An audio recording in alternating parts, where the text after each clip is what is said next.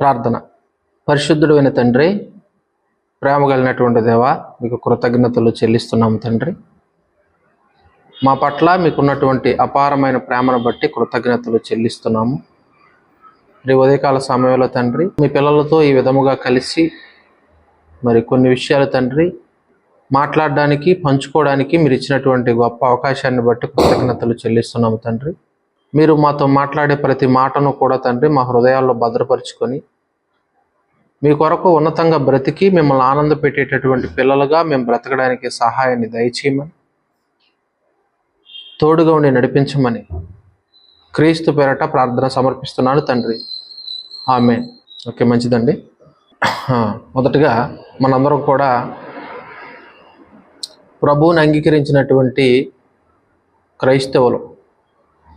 క్రైస్తవులు అనగానే క్రీస్తుని నమ్ముకున్నవాడు క్రైస్తవుడు కాదు. ప్రభువుని విశ్వసించి ప్రభువు చెప్పిన మాట ప్రకారంగా క్రీస్తును అనుసరించేటటువంటి వాడు క్రైస్తవుడు అవుతాడు. అయితే ఇక్కడ మన జీవితం గురించి ఒకసారి ఆలోచన చేస్తే, జీవితం అనేటటువంటిది ఒక యాత్ర లాంటిది అని దేవుడు చెబుతున్నాడు. అంటే ఒక ప్రయాణం అనగానే రోజు చేసేటటువంటి ప్రయాణాలు ఉంటాయి,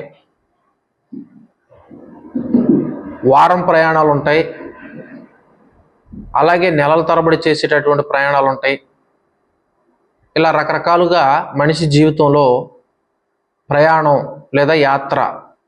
ప్రయాణం అనగానే సాయంత్రానికి తిరిగి వచ్చేవి ఉంటాయి ఎక్కువగా. ఉదయాన్నే పనికి వెళ్తాం, సాయంత్రానికి తిరిగి వచ్చేస్తాం. అలాగే వారం బట్టేవి, నెల బట్టేవి. అయితే ఇక్కడ ఈ జీవితం యొక్క ప్రయాణంలో రెండు ఉంటాయి. ఒకటి, మన జీవితంలో మనం కొనసాగేటప్పుడు మంచి చెడు అనేటటువంటి రెండు ఉంటాయి. ఈ రెండింటిలో దేనిని మనం పట్టుకొని ముందుకు వెళ్ళిపోతా ఉన్నాం? మన జీవితంలో మన చెడును పట్టుకొని ముందుకు కొనసాగుతున్నావా, లేక మంచిని పట్టుకొని మనం ముందుకు కొనసాగుతున్నావా అనేటటువంటిది ప్రతి ఒక్కరూ కూడా గమనించుకోవాలి. ఎప్పటికప్పుడు చెక్ చేసుకుంటూ ఉండాలి ప్రియమైనటువంటి వాళ్ళ. ఎందుకంటే రెండు ప్యారలల్గా మన జీవితంలో వచ్చేస్తూనే ఉంటాయి. కానీ వాటిని మనం గుర్తించడం అనేటటువంటిది కొంచెం కష్టతరమైనటువంటి విషయం. రెండు అంటే మిక్స్ అయిపోయినట్టుగా ఉంటుంది అన్నమాట. పరిస్థితి ఎలా ఉంటుందంటే, మన రోజువారి జీవితంలో పాలు నీళ్లు రెండు కలిపినప్పుడు నీళ్లను వేరు చేయండి అన్నప్పుడు వేరు చేయలేం. పాలల్లో నీళ్లు కలిసిపోయినప్పుడు అన్ని పాలులాగే మనకు కనబడతాయి తప్ప అందులో నీళ్లు ఉన్నాయి అనేటటువంటి విషయాన్ని మనం గుర్తించలేం. మీరు అనొచ్చు, పాలు అన్నాక రోజు నీళ్లు కలుపుతారు కదా అని. ఇక్కడ నేను చెప్పేది కూడా అదే. మంచి అనేటటువంటిది ఉన్నప్పుడు మంచితో పాటు చెడు తెలియకుండానే మిక్స్ అయిపోతూ ఉంటుంది. ఇక్కడ మనం అంతా మంచే అనుకొని వెళ్ళిపోకూడదు. ఇక్కడ ఏది మంచి ఏది చెడు అని రెండిటిని సపరేట్గా చూసి మంచిని పట్టుకొని వెళితేనే మన జీవితం చాలా అద్భుతంగా ఉన్నతంగా ఉంటుంది ప్రియమైనటువంటి వాళ్ళ. అందుకే పాలని నీళ్ళని రెండు మనం చూసినప్పుడు నీళ్లు కలుసున్నాయన్న విషయాన్ని మనం కనిపెట్టలేం. అది ఎవరికి తెలుస్తుంది అంటే, డైరెక్ట్గా ఎవరైతే నీళ్లు కలుపుతున్నారో అక్కడ మనం ఉండి చూస్తే మనకు అర్థమవుతుంది, కలిపేటటువంటి వ్యక్తికి అర్థమవుతుంది. ఇక ఆ రెండింటిని చూడాలి అని అంటే, పాలల్లో ఉన్నటువంటి నీళ్లను మనం చూడాలి అని అంటే, ఇక దానికి ఏదో ఒక పరికరం కావాలి, ఏదో ఒక మిషన్ కావాలి. ఆ మిషన్ పెట్టి మనం చూస్తే తప్ప పాలల్లో నీళ్లు కలుసున్నాయన్న విషయాన్ని మనం ఐడెంటిఫై చేయలేం. కాబట్టి ఇక్కడ ఆ విధంగా మనం ఆలోచన చేయగలిగితే, అందుకే దేవుడు కూడా మాట్లాడుతూ ఒక మాట అంటాడు. ప్రారంభంలో దేవుడు సృష్టిని చేసినప్పుడు కానీ, మనల్ని చేసినప్పుడు కానీ పరిస్థితి అంతా ఎలా ఉంది అని అంటే, ఒకసారి మనం ఆదికాండం 1వ అధ్యాయము 12వ వచనం చూడగలిగితే ఇక్కడ ఒక మాట రాయబడింది.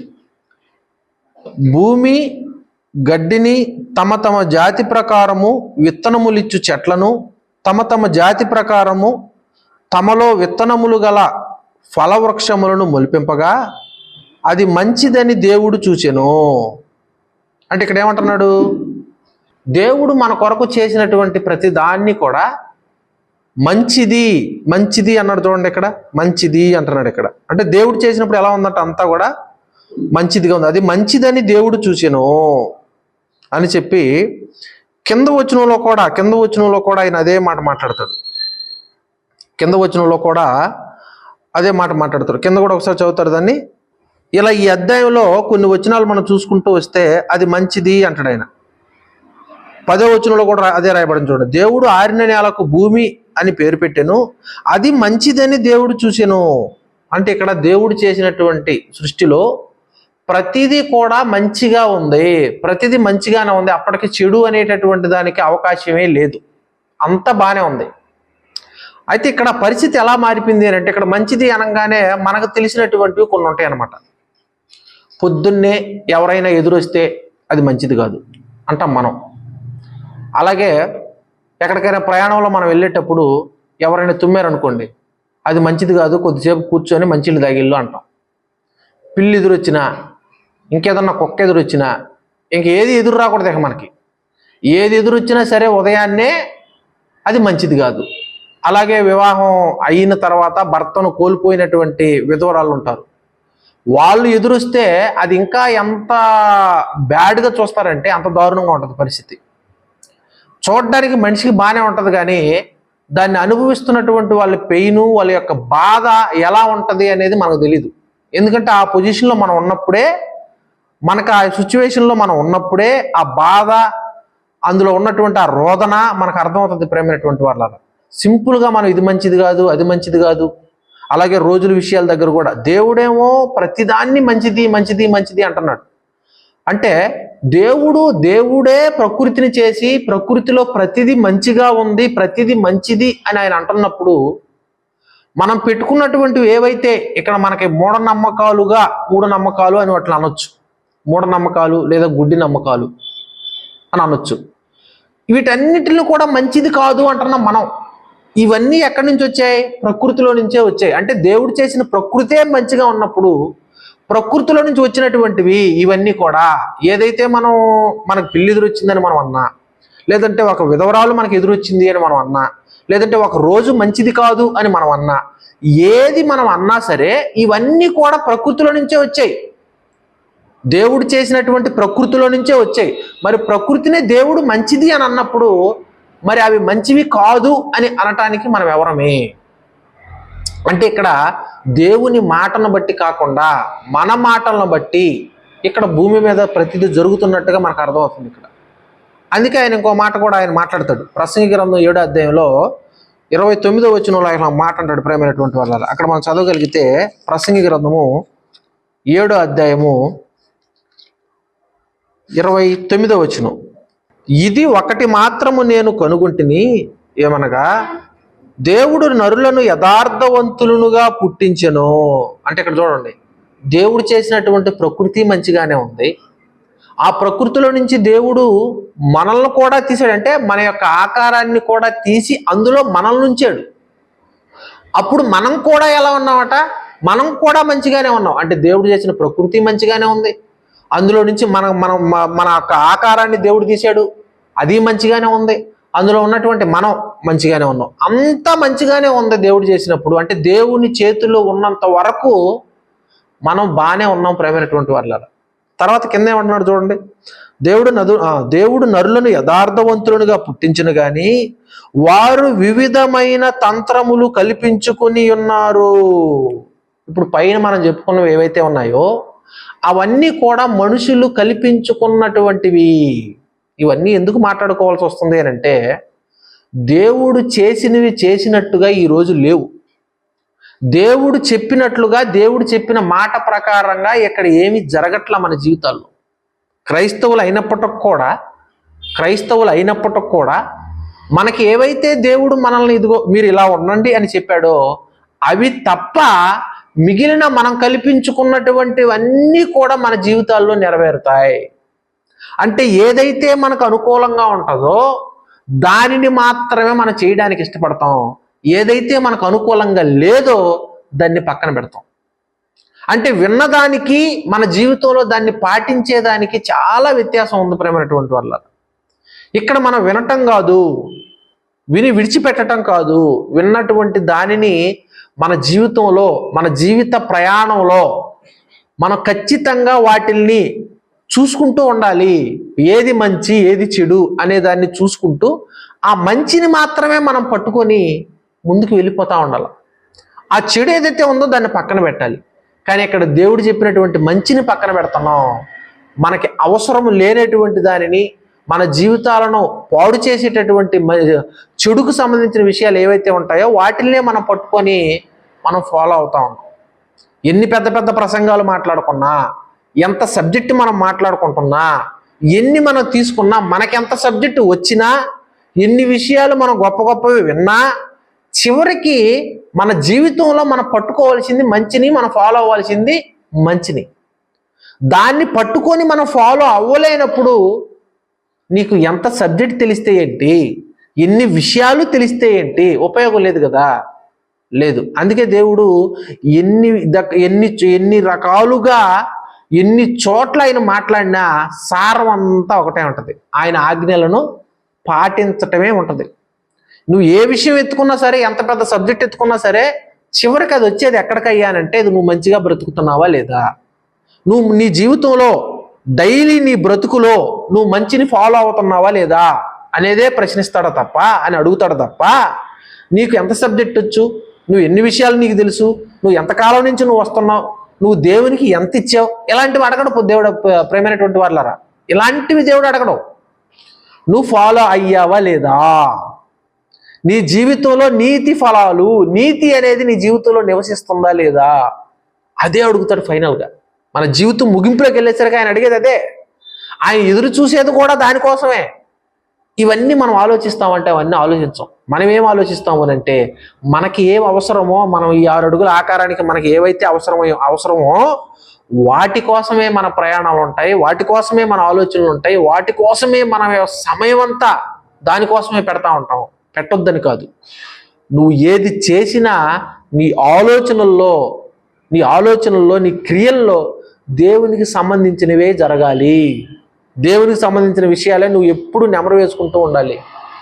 అందుకే ఉదయాన్ని, ఒక రోజుని ఉదయంతో మనం ఎందుకు ప్రారంభిస్తున్నాం, ఎంత బాగుంటుందో ఆలోచన చేయండి. ఉదయాన్నే చక్కగా ఇలా కూర్చొని దేవుని మాటలు విని మన పనిలోకి వెళ్తే, వినటం వరకు ఓకే.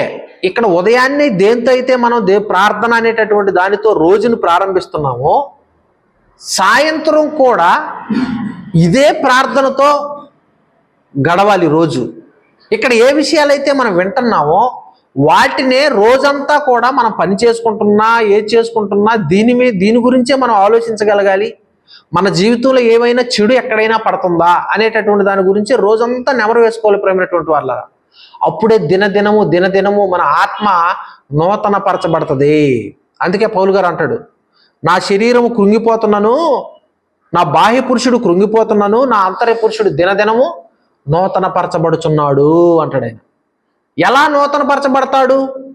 వాక్యాన్ని బట్టి, దాన్ని ఫాలో అవ్వటాన్ని బట్టి, ఎప్పటికప్పుడు నెమరు వేసుకునేటటువంటి దాన్ని బట్టి మన ఆత్మ అనేటటువంటిది నూతన పరచబడతా ఉంటుంది. అది నువ్వు నెమరు వేసుకోకపోతే మన ఆత్మ నూతన పరచబడదు, కుషించిపోతూ ఉంటుంది ప్రేమైనటువంటి వాళ్ళ. ఇవన్నీ మనం అర్థం చేసుకోగలగాలి. అయితే ఇక్కడ వివిధమైనటువంటి తంత్రాలన్నింటిలో కూడా మనం కల్పించుకుంటున్నాం అనేటటువంటి విషయం మనకు అర్థం అవ్వాలి. అంటే మన ముందు రెండు విషయాలు ఉన్నాయి. ఒకటి మంచి ఉంది, 2 చెడు ఉంది. ఈ మంచి చెడులు అనేటటువంటి విషయాల్లో మనకి జ్ఞానం ఉండాలి, బుద్ధి ఉండాలి. ఏది చేస్తే ఏం జరుగుతుంది అన్నటువంటి బుద్ధి అనేటటువంటిది మనకు రావాలి. ఆ బుద్ధి మనకు రావడం కోసమే, ఇది మంచి ఇది చెడు అనేటటువంటి బుద్ధి మనకు రావడం కోసమే మన ముందు ఎప్పుడు కొన్ని మన కళ్ళ ముందుకు వస్తూనే ఉంటాయి. అవి మన కళ్ళ ముందుకు వచ్చినప్పుడు ఏం జరుగుతుంది అని అంటే, మన బుద్ధి అనేటటువంటిది బయటపడుతుంది. మన బుద్ధి ఎలా బయటపడుతుంది అయ్యానంటే, అప్పుడప్పుడు మనం మాట్లాడుతూ ఉంటాం, వీడి బుద్ధి బయటపడిందిరా, వీడు బుద్ధి చూపించాడురా, తిండి దగ్గర వీడు బుద్ధి చూపించాడురా, డబ్బు దగ్గర వీడు బుద్ధి చూపించాడురా. ఇలా ప్రతి చోట మనం రోజువారీగా మన జీవితాల్లో మనం ఎప్పుడు వాడేటటువంటి పదాలే ఇవన్నీ కూడా.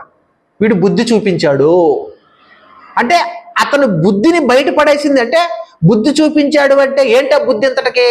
ఆ బుద్ధిలో 2 రకాలు ఉన్నాయి. నువ్వు మంచివాడవు అనేది నీ బుద్ధా, లేదు చెడు వ్యక్తివి అనేది నీ బుద్ధి.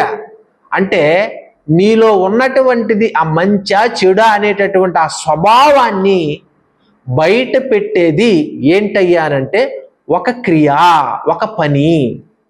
ఆ పని నీ బుద్ధిని బయట పెట్టేస్తుంది. దేవుడు పెట్టేటటువంటి ఆ పరీక్ష లేదా ఆ టెస్ట్ నీ బుద్ధిని బయట పెడుతుంది. ఇక్కడ ఆది కాండంలో ఒకసారి మనం చూడగలిగితే ఆదాము గారి యొక్క బుద్ధి ఎలా బయటపడిపోయిందో చూడండి. ఇక్కడ ఆదాము గారి యొక్క బుద్ధి అప్పటి వరకు మంచోడేనే అనుకుంటాం. మనం కూడా ఎవరో మనల్ని కదిలించకపోయినా, ఎవరో మన జోలికి రాకపోయినా మనం మంచోళ్ళమే. అప్పుడప్పుడు మాట్లాడుతూ ఉంటాం, నన్ను ఎవరో కదిలించకపోతే నేను ఎవరి జోలికి వెళ్ళనండి, చీమకు కూడా హాని చేయనండి, చీమకు కూడా హాని చేయవు. అంటే ఇక్కడ మనం ఆలోచన చేయవలసినటువంటి విషయం ఏంటి అంటే, పరిస్థితులు మన కళ్ళ ముందుకు రానంత వరకు, పరిస్థితులు నిన్ను టచ్ చేయనంత వరకు నువ్వు మంచోడుగానే కనపడతావు. కానీ దేవుడికి కావాల్సింది అది కాదు. నీ దగ్గరకి ఏదైనా ఒక సిచ్యువేషన్ వచ్చినప్పుడే నీ బుద్ధి బయటపడుతుంది. నీ బుద్ధి బయటపడేది అప్పుడే. ఆ బుద్ధి బయటపడటానికి ప్రారంభంలో ఆయన ఏం చేశాడో ఒకసారి చూడగలిగితే తెలిసినటువంటి వచనాలే, కానీ మనం ఎప్పుడు వాటిని ప్రాక్టికల్గా ఆలోచించం. అదే ఇక్కడ వచ్చినటువంటి ప్రాబ్లం. ఎన్నో విషయాలు తెలుసు, ఎన్నో విషయాలు మనం వింటాం, గొప్ప గొప్ప విషయాలు మనం వింటాం, కానీ వినటం వేరు, మన జీవితంలో వాటిని అప్లై చేసి పరిస్థితులకు తగ్గట్టుగా మనం కనెక్ట్ చేసుకొని మనం మన జీవితంలో బ్రతకడం వేరు. పరిస్థితులు ఇచ్చిన పైన పడినప్పుడు మన బ్రతుకులు ఏంటో బయటపడతాయి ప్రేమైనటువంటి వాళ్ళ. ఓకే, కొన్ని టెస్టులు చేసినప్పుడు రోగం బయటపడుతుంది అంటారు కదా. ఇక్కడ ఉన్నంత వరకు ఏదో జ్వరం వస్తుందండి, జ్వరం వచ్చేటప్పుడు అది ఎందుకు వస్తుంది, పదే వస్తుంది జ్వరం, అదేంటో తెలీదు, టాబ్లెట్ వేసుకున్నా తగ్గట్లా. అప్పుడు ఏం చేస్తారు డాక్టరు, సపరేట్గా టెస్ట్ రాస్తాడు. అది టైఫాయిడా, లేకపోతే మలేరియానా, డెంగ్యూనా, వైరల్ ఫీవరా, టెస్ట్ రాస్తాడు. ఆ టెస్ట్ అనేది అక్కడ జరిగినప్పుడే నీ లోపల ఉన్నటువంటి జ్వరం, ఆ వ్యాధి ఏంటనేది బయటపడుతుంది. అలాగే కొన్ని సిమ్టమ్స్ మన దగ్గర కనబడతా ఉంటాయి దేవునికి. వాటిని పూర్తిగా బయట వేయడానికి లేదా పూర్తిగా వాటిని పోగొట్టడానికి ఆయన ఎప్పుడు ప్రయత్నం చేస్తూనే ఉంటాడో. ఆ ప్రయత్నాల్లోనే ప్రారంభంలో ఆయన చేసింది ఒకటి. ఆది కాండం 2వ అధ్యాయము 17వ వచనం, మీకు తెలిసినటువంటి వచనం, ఎన్నోసార్లు చదువుకున్నటువంటిది, ఇది మూలం కూడా. అయితే మంచి చెడ్డలు తెలివినిచ్చు వృక్ష ఫలమును తినకూడదు అంటే ఇక్కడ చూడు ఏమన్నాడు, మంచి చెడ్డలు తెలివినిచ్చు అంటే బుద్ధినిచ్చేది. అంటే నీ బుద్ధి అనేటటువంటిది ఏంటి అనేది నీ బయటకు వస్తుంది అక్కడ. అంటే మన బుద్ధిని బయట పెట్టడానికే దేవుడు అక్కడ ఏం చేసినట్టుగా కనపడుతుంది. మంచి చెడులు తెలివినిచ్చు అంటే మంచి చెడులు తెలివినిస్తే అంటే పండు తినంగానే ఏదో మంచి చెడులు వస్తాయని కాదు, తింటే తెలుస్తాయి అనేది కాదు దాని ఉద్దేశం. మంచి చెడులు తెలివినిచ్చు వృక్ష ఫలములను తినకూడదు అంటే మంచి చెడు అనే తెలివి నీకు ఎలా వస్తుంది? అదేంటది, ఒకవేళ తింటే వచ్చే పని అయితే ఒకవేళ మనకి ఇది చెడు అని తెలుస్తుంది, లేదా ఇది మంచి చెడు అని తెలుస్తుంది.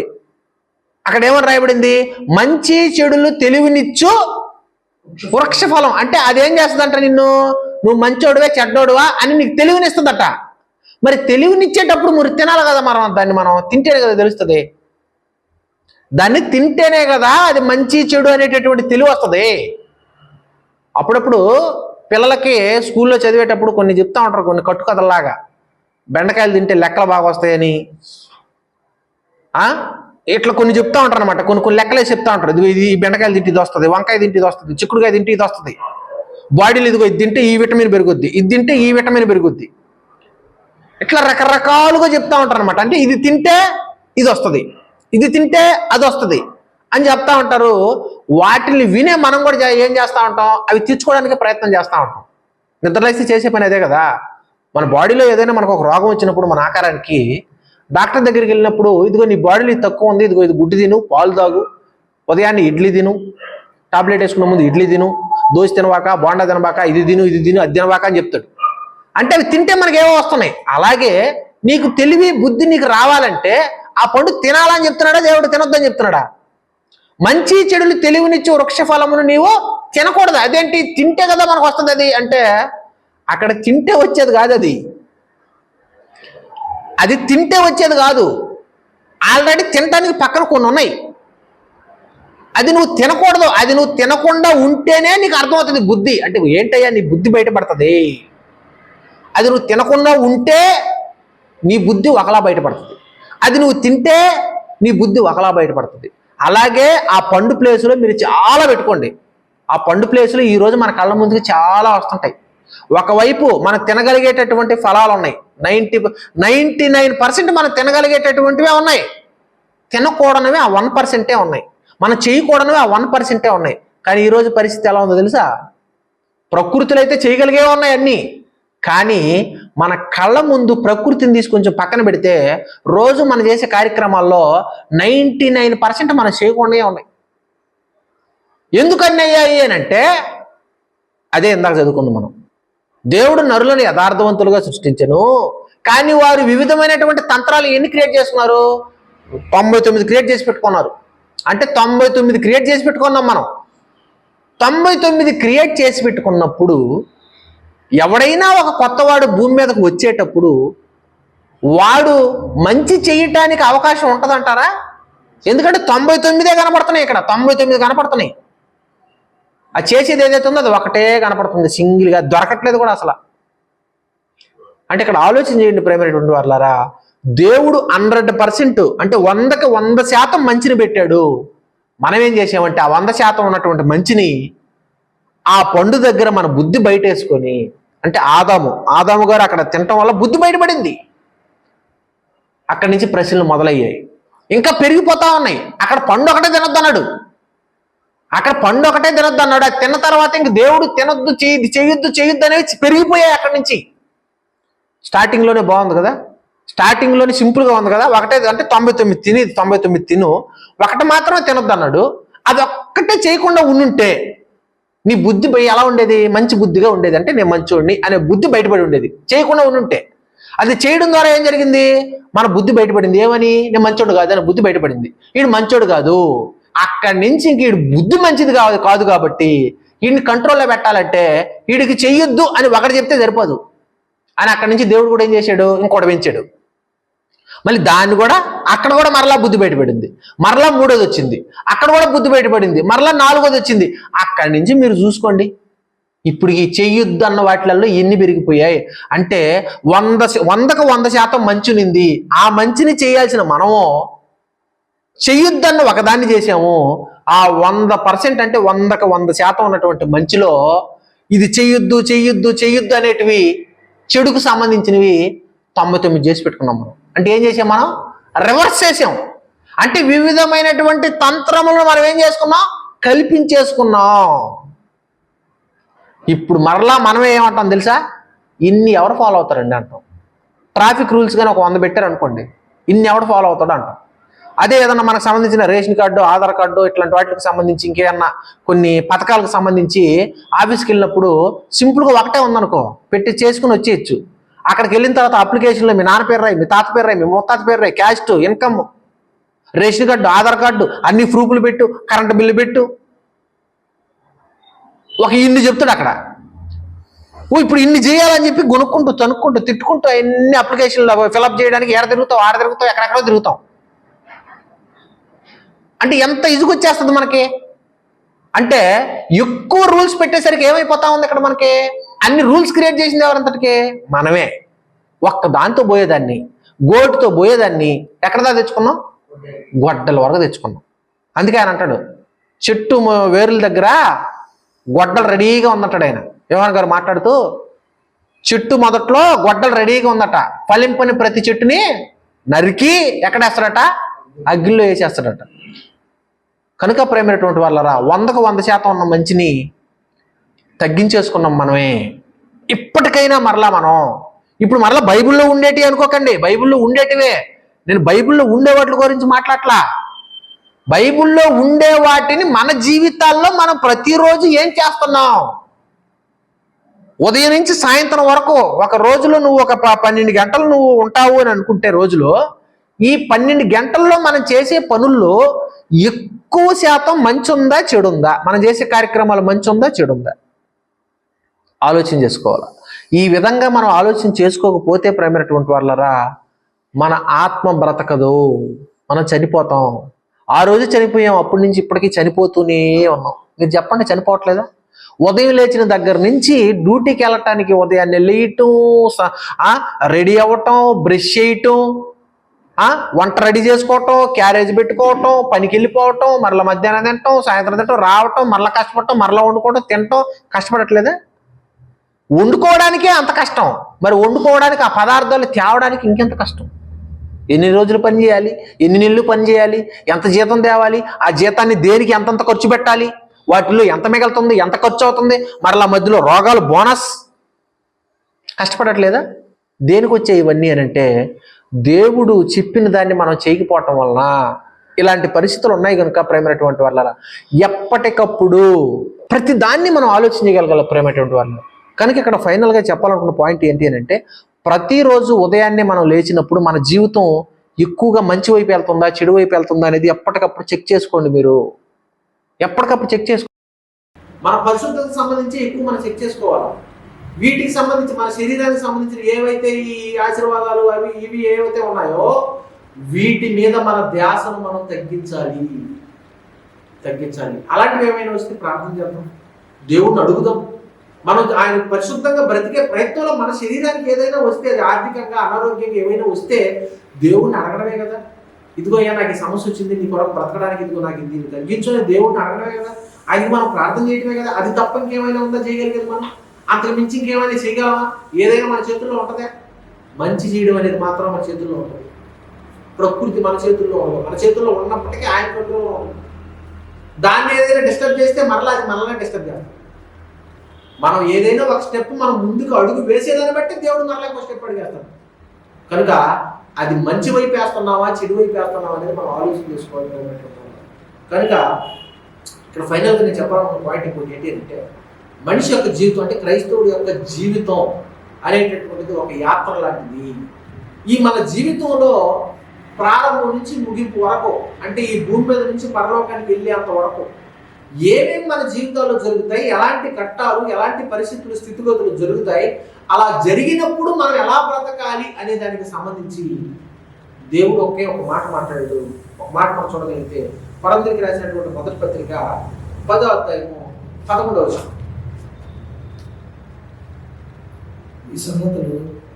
ఈ సంగతులు దృష్టాంతములుగా వారికి సంభవించి యుగాంతమందున్న మనకు బుద్ధి కలుగుటకై వ్రాయబడిను. అంటే క్రైస్తవుడి యొక్క జీవిత ప్రయాణంలో పరిస్థితులు ఎలా ఉంటాయి అనే విషయాలు మనకి దేవుడు నేర్పించడం కోసం ఆల్రెడీ ముందుగానే ఎన్నో విషయాలు రాయించారట. మన జీవితం ఎలా ఉండాలి, ఎలా ఉండకూడదు అని మనకు తెలియాలి అంటే మనం ముఖ్యంగా తెలుసుకోవాల్సినటువంటి చరిత్ర ఉంది. ఏంటి ఆ చరిత్ర అంటే ఇశ్రాయేలీల చరిత్ర.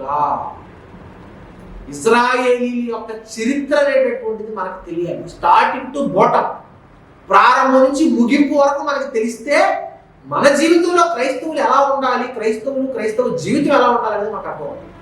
కనుక ప్రేమైనటువంటి వాళ్ళ నెక్స్ట్ సాటర్డే నుంచి ఒక ఆర్డర్లో నేను వెళ్తాను. ఎవరో కూడా దయచేసి మిస్ అవ్వద్దు. ఎందుకంటే చాలా అద్భుతమైనటువంటి విషయాలు ఉంటాయి. అవన్నీ కూడా ప్రతి శనివారం ఇలాగే ప్రతిరోజు ఉదయం నేను వస్తాను. ఒక్కొక్క విషయాన్ని నేను క్షుణ్ణంగా ఒక అట్టిపండు ఒలిచినట్టుగా ఒలుచుకుంటూ వెళ్తాను, మీకు అర్థమయ్యేలా చెప్పుకుంటాను. కాబట్టి అవన్నీ చక్కగా వింటే ఇంకా మరింతగా దేవుళ్ళు బలపడతారు. కాబట్టి ఎవరో కూడా దయచేసి ఎవరు మిస్ అవ్వద్దు. ఎవరైనా మిస్ అయ్యే వాళ్ళు ఉంటే వాళ్ళు కూడా పట్టుకురండి, నీట్గా చక్కగా వినండి, ఎన్నో విషయాలు తెలుసుకోండి. ఎందుకంటే మనకి ఫీడింగ్ అనేది ఉండాలంటే ప్రతిరోజు మనకి ఆహారం అనేటటువంటి ఉండాలి. ఎలాగో ప్రతిరోజు మీరు ప్లేస్ పెట్టుకుంటారు కాబట్టి మంచిదే. దానికంటే ఇంకా మంచిగా, ఇంకా గొప్పగా దేవుడు మనకు నేర్పిస్తాడు మనం సిద్ధపడితే. ముఖ్యంగా ఒక క్రైస్తవుడి జీవిత ప్రయాణంలో ఎలా ఉండాలి అని అంటే మన కళ్ళ ముందు ఇజ్రాయేల్ జీవితం, వారి చరిత్ర దేవుడు మన కళ్ళ ముందు ఒక్కొక్కటిగా మనం అసలు ఇజ్రాయేల్ ఎవరు, ఏంటి, అక్కడ మొదలయ్యారు, వాళ్ళ జీవితం ఎలా ముగిసింది, చివరికి ఏమైంది అనేటటువంటి విషయాల గురించి ఒక్కొక్కటిగా చూసుకుంటూ మనకి వెళ్తాం. ఓకే, ప్రార్థన చేసుకోండి. ప్రార్థన. పరిశుద్ధమైన తండ్రి, ప్రేమైనటువంటి దేవ, కృతజ్ఞతలు చెల్లిస్తున్నాం తండ్రి. నిజంగా తండ్రి మా పట్ల మీకున్నటువంటి అపారమైనటువంటి ప్రేమను బట్టి కృతజ్ఞతలు చెల్లిస్తున్నాం. ఎన్నిక లేనటువంటి మమ్మల్ని తండ్రి ఎన్నుకొని ఈ బానిస లోకములో నుంచి తండ్రి మమ్మల్ని బయటికి తీసి సంఘంగా మమ్మల్ని చేర్చి తండ్రి ప్రతిరోజు మీ మాటలతో మమ్మల్ని హెచ్చరిస్తూ మీ మాటల వైపు తండ్రి మేము నడిచేలా తండ్రి ప్రతి దినము మీ పిల్లల ద్వారా రకరకాలుగా తండ్రి మీరు మమ్మల్ని హెచ్చరిస్తూనే ఉన్నారు. అందుని బట్టి కృతజ్ఞతలు చెల్లిస్తున్నాం. ఈ యొక్క సహవాసాన్ని మీరు ఇచ్చేటటువంటి ఈ అవకాశాన్ని తండ్రి మీ పిల్లలు విడిచిపెట్టకుండా తండ్రి దీన్ని నిరంతరం కొనసాగించేలా సహాయం దయచి ఇంకా ఎన్నో అద్భుతమైనటువంటి విషయాలు మీ యొక్క గొప్పతనాన్ని మీ యొక్క ఔన్నత్యాన్ని తెలుసుకొని ఉన్నతంగా మీ కొరకు బ్రతికి మిమ్మల్ని ఆనంద పెట్టేటటువంటి బిడ్డలుగా ఎదగడానికి కృపను అనుగ్రహించమని, అలాగే తండ్రి మీ పిల్లలు వారి జీవితాల్లో ఉన్నటువంటి ప్రతి సమస్యను ఆర్థికపరమైన ఇబ్బందులు, అనారోగ్య పరిస్థితుల్లో తండ్రి, కుటుంబాల్లో ఉన్నటువంటి కలహాలను, మనస్పర్ధలను తండ్రి ప్రతి విషయాన్ని కూడా తండ్రి మీరు జ్ఞాపకం చేసుకొని పేరు పేరున మీ పిల్లలందరూ దీవించండి. సమస్యల్లో నుంచి బయటకు రావడానికి సహాయం దయచేయండి. గొప్పగా మీ పిల్లలు ఎదగడానికి కృపను అనుగ్రహించండి. క్రీస్తు గారిని ప్రార్థన సమర్పిస్తున్నాను. ఇలాంటి మరెన్నో విషయాలు వింటూ మీరు ఆత్మీయంగా బలపడాలని ఈ వీడియో మరికొందరికి షేర్ చేయడం ద్వారా దైవాశీర్వాదాలు పొందుకోవాలని కోరుకుంటున్నాము. అదేవిధంగా మీ ప్రార్థన అవసరతల కొరకు మరియు మీ ప్రాంతాల్లో కుటుంబ ప్రార్థనలను, సువార్త సభలను నిర్వహించాలనుకున్న, ఉచితంగా ఆన్లైన్ మరియు ఆఫ్లైన్లో బైబిల్ నేర్చుకోవాలనుకున్న, జీవిత సమస్యలకు సమాధానం తెలుసుకోవాలనుకున్న ఈ క్రింది నంబర్లను సంప్రదించగలరు. అలాగే మందిర నిర్మాణం జరుగుతుంది. దాని కొరకు మీ అనుదిన ప్రార్థనలో జ్ఞాపకం చేసుకొనగలరు.